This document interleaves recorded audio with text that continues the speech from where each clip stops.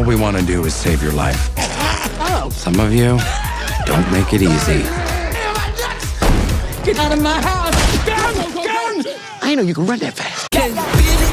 Most people on this job can't last a year. They can't hack it. Take my dollar, you mother... As I was going to say, I'm old enough to remember Mother Jugs and Speed, and I love this type of humor. It is just rollicking, and Rain, what a great performance you did. Thank you. I really appreciate it. I remember Mother Jugs and Speed too, but this didn't have a bank heist. This is just the real, EMS workers. Yeah, it's true. Christopher, this is a little bit different genre than what you're, usually known for, science fiction and horror and things like that. Is it something you've always wanted to do? Well, I was just fascinated by the story when I first read it. My co-writer, Patrick Pianezza, was a real paramedic for 12 years and had written the first draft of the script, and it was just this kind of raw take on what being a paramedic really is, and it completely surprised me. I had no idea what the job really was like. It flipped a lot of my expectations upside down, and I became obsessed with it. And we worked on the script together for about like a decade, and so it was just a kind of a labor of love. And like I said, the world completely fascinated me, and I think, like science fiction, it has its own rules and it has its own universe that no one knows about. Playing Randy, Rain, it's got to be just a joy because you're surrounded by great comics and comic actors. I can't tell you what a joy it was to play this character because the comedy took care of itself. It's his responses to scenes. It's, when in doubt, I just played it real and it was funny. And Chris and I talked about that a lot and he worked with me on it. Like, this isn't a kind of a role where I need to fabricate a bunch of funny. Sometimes you do a funny movie and you got to bring all your stuff because the script's not good. So you're just trying to throw everything in the kitchen sink in there to try and make it funny.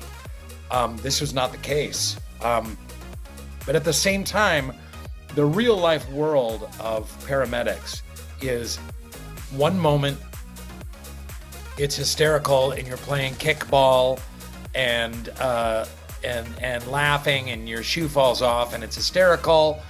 And then the next moment, someone's dying in the back of your ambulance. And that's the reality of EMS workers. And we wanted to capture that. So it, tonally, it definitely shifts between, really high stakes and, people just trying to get by. No one has a more gallows sense of humor than frontline workers. It's true. This, again, if we're comparing things, so much like MASH, the movie, because you're dealing with life and death situations, and yet you've got to have a sense of humor about everything, otherwise you go crazy. Indeed. Talk to me, Christopher, a little bit about casting and getting all the right people for this. Was that a difficult task? Well, it truly is a dream cast for me. Rainn was the first one aboard. And I was a huge Rainn Wilson fan long before this. Say more. Okay, all right. We can. So I loved him in 6 Feet Under. I loved him in Super. Keep and going. Of course, look, we all loved Dwight Schrute. Like, that's one of the most iconic characters in TV history. And so I was just so when Rainn was aboard, I knew he had the capacity, the entire spectrum of like, look, he's obviously really hilarious, but that he had the depth to go from the really funny scenes to the absolutely heartbreaking scenes, and that being a burnout paramedic he would make that funny. And actually, as he got burnout, he's funnier and funnier until he breaks your heart. So then pairing Rainn with Lil Rahowry, who's an absolutely hysterical comedian, and is hysterical in this movie, but then also has a couple scenes that are really rough and really dramatic. And I love that this movie, just like the real paramedic, that's the expression of a real paramedic's job, is that. So it was really just trying to get the truth of that. Yeah, and there's this great juxtaposition between the comedy and the drama in this. And Rainn, I gotta mention Jerry and Marge Go Large. I mean, that's one of my favorite I love it. You guys are going down my resume. I love it. Keep going. And you have the ability to play evil, kind of bad guy, like in Star Trek. You did that, and again, I think out of your comedy comes some great acting chops that we forget how much of a great dramatic actor Robin Williams was, and I put you in that category. We as an audience, we're always shocked at how wonderfully dramatic you can be. You're very kind. I'm here doing some press in New York City. This is where I trained as an actor, and I went to theater school. And when you're doing theater, one night you're doing a farce, the other night you're doing King Lear, and you got to train for all of it to be a member of a theater ensemble. And that's how we trained. I'm not trying to, ring my own bell, but the job of an actor is to transform and tell a story in whatever form that's needed. And I'm lucky enough to get to do that. About, the thing about this script that's incredible is, Tony, it's really hard to write a good script, and it's really, really hard to write a great and funny script. And then to write a great and funny script and then make it actually about something, to have some meaning, to really address, the American healthcare system and the underbelly of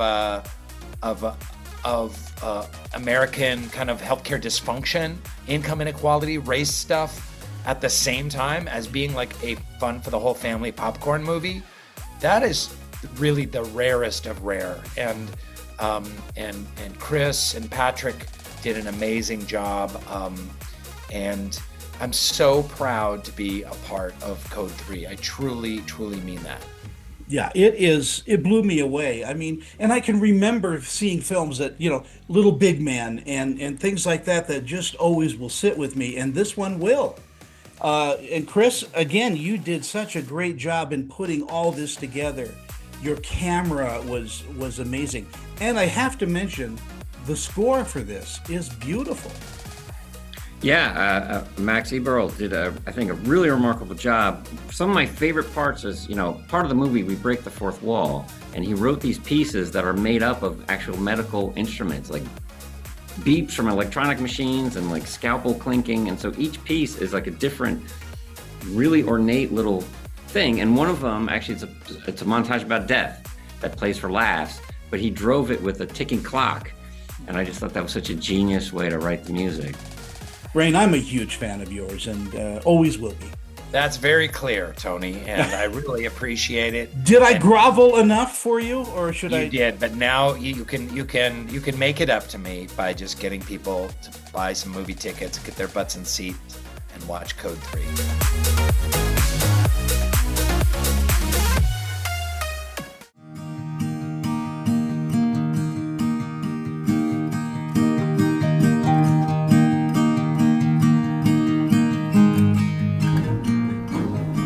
Jesse, anyone finds out she's dead, they're gonna separate us. This is Child Services. How would you say your mom's doing? From now on, we lock the door when we leave the house. Nothing to nobody. I need to hear you say it. Nothing to nobody. How long you think we can keep this up, Spy? Hello, girls. Your mama has not called me. As long as we have to. We just gotta keep doing what we're doing. McKenna, you were just here in Salt Lake. I was. Comic-Con. We came up for the comic convention. I did. I think I might have been shooting something out there too earlier this year. I'm trying to think. I've been in so many places this year, but I was just in Salt Lake. Well, congratulations on What We Hide. I saw this in Santa Barbara under the other title, and wow, this is just a psychological thriller that grabs you and won't let go. And I'm going to start with Jojo. Jojo, tell me about, being in this movie, working with McKenna and everybody else in this film.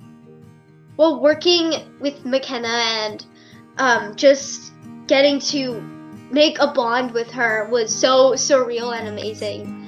And her mom were so welcoming to us, and it kind of felt like a big family.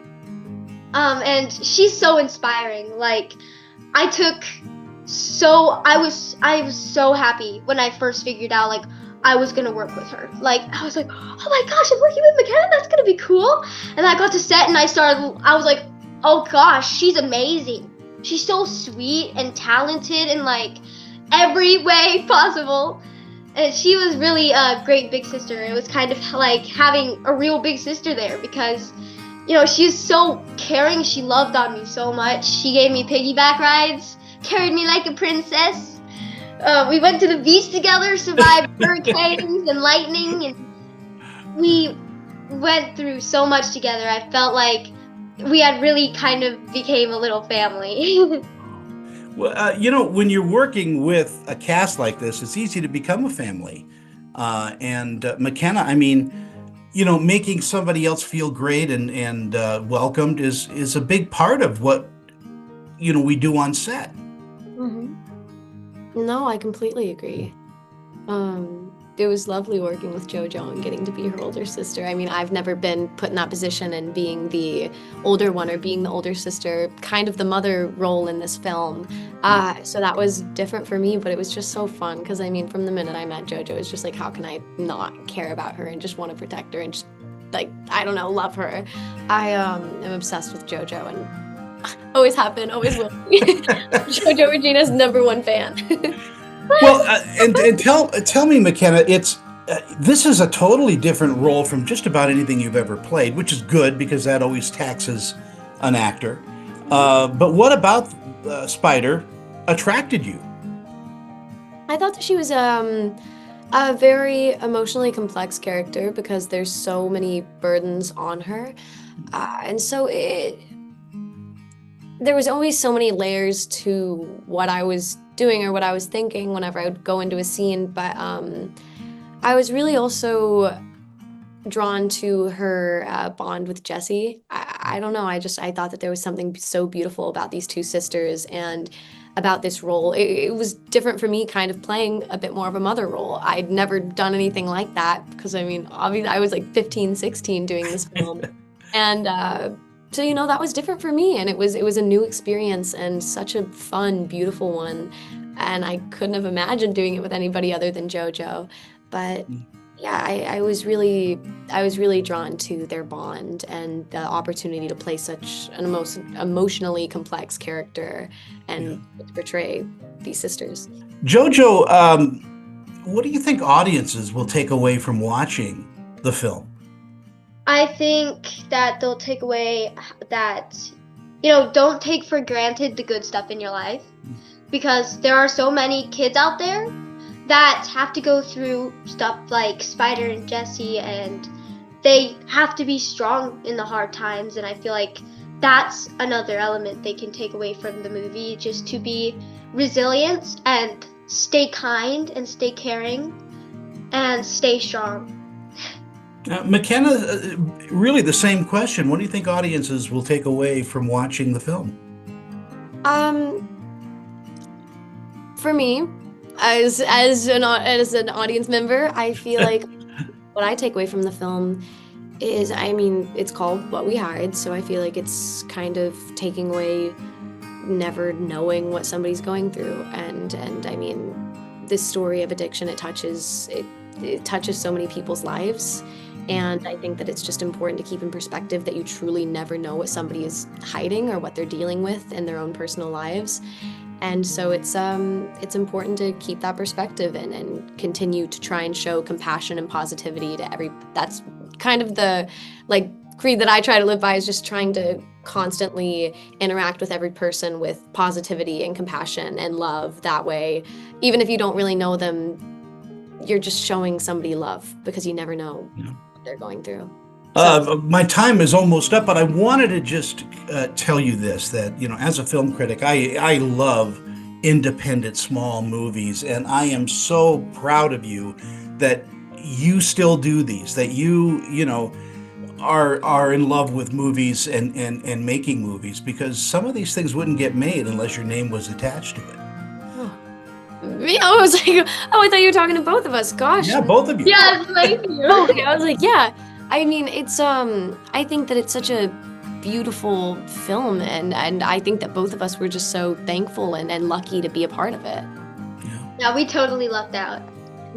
You did. And I hope to talk to you, McKenna, on Slanted when it's ready. And God bless you, and congratulations again on a great film. Thank you. What are you gonna do? I ain't gonna let them take us away. I'll die before I let them break us up. I ain't done with you, Spider. You did what you had to. Nothing wrong with it. I love you. Love you too.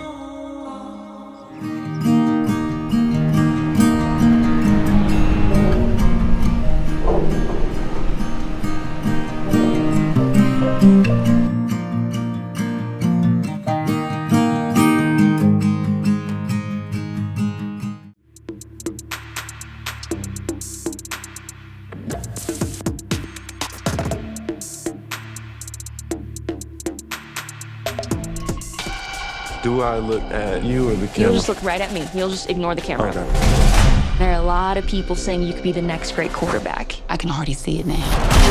Cam running down the tunnel with the crowd chanting his name. I hear you've been invited to train with legend Isaiah White himself. Care to elaborate? I want to be the GOAT. Cameron King. Great meeting you. I'm a fan. That's crazy. I damn near worshiped you growing up. And wow, congratulations on one of the scariest films I think I've seen in a long time. Thank you. Man, and Marlon, we've talked a few times in the past, and all, and I remember that face. I didn't hear you. I'm sorry. I remember that face, Tony. It's kissable. Yes, it is. I know that you enjoy bouncing back and forth from drama to comedy, and I mean, you're just a well-rounded actor. But this role of Isaiah is just beautifully presented. Thank you. I was thankfully I had a wonderful support, and my co-star who challenged me every day. We went to set, on and off when it's between the action cut. We was just both in it, in our workouts. From our dieting to, we were just going back and forth. And then luckily we both had a great director in Justin Tipping and a great visionary like Jordan Peele to present this, and the cast and crew and everybody was just love and support. So everybody bought their 150%. So all I could do is show up and try and give my 151%. I would imagine it was a no-brainer to take on this role with the pedigree that this film has. All they had to say was Jordan Peele, Justin Tipping, I'm in. Exactly. Done. I had a meeting with them. I was like, "Why are you meeting with me?" Yes. Whatever. Well, I honestly know that I would do the same thing. If it was just one of those guys, but both is just an incredible. Well, you get to a point in your career, right? I've been doing this for 35 years. I want to work with the best. I don't want to just do stuff. I want to do the best stuff that I can do with the best people, with the best visionaries, with the best crew and the best support system, because it's about a team. And, with the best studio, with Universal, and I think, we got something special here. And something special with Tariq, because, wow, what a performance that is. I mean, Cameron is such an intricate character, and again, you performed it beautifully. Thank you for that. I took Cameron Cade's journey personally, and I really tried to, breathe some real life experience into it. So I'm glad that it resonated with you. What do you think audiences are going to take away from watching the film? Well, I think, one, I hope the audience has a great time watching it with a group of people. I think the horror elements and, the dramatic elements of it and the comedic elements of it are all for a good ride. So on that level, I hope people enjoy it. But I think on a deeper level, I hope people realize that it doesn't take sacrificing your own morality to reach where you want to be. You can be exactly who you are to get to that end goal. And, I think for athletes, I'd like for them to feel seen in the fact that I see them as human beings, and they are human beings. And so those emotions that they're able to feel are valid. So, yeah. And, I think there's so many different elixirs to take from this movie. And one of them is also, hey, man, if you're going to be a GOAT, you got to do the work. You gotta be an animal. You gotta be willing to die for this.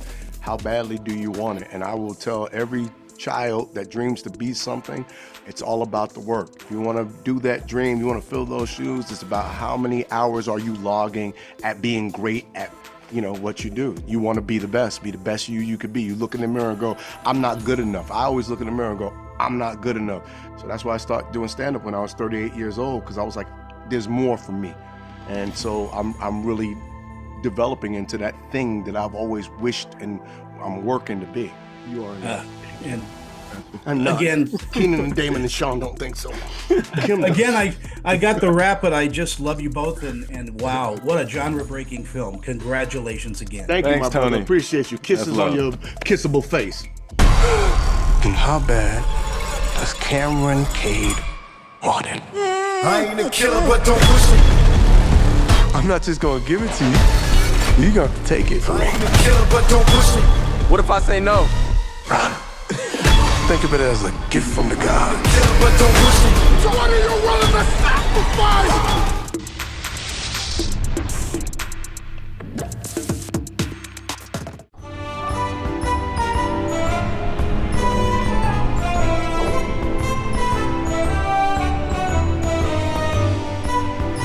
Thanks for watching Screen Chatter tonight. If you'd like to know more about the show, just log on to our website at screenchatter.com. And you can also follow us on social media platforms like Facebook, Instagram, X, and Blue Sky.